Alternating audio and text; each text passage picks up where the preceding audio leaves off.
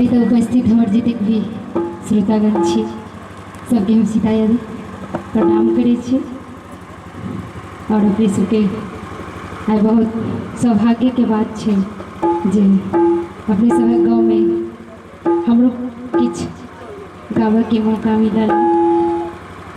ताहि लेल अपने सबके बहुत बहुत आभारी छी, किया तऽ हमरा सबके ओतऽ तऽ किछु होइ नहीं है, कनी मनी किछु गाबि लै छी। ताहि दुआरे मैं सब पहले चाहे छी कि दुनू हाथ उठा के सबके एक बेर अपन दुनू हाथ उठा लेते तो बहुत अच्छा होता।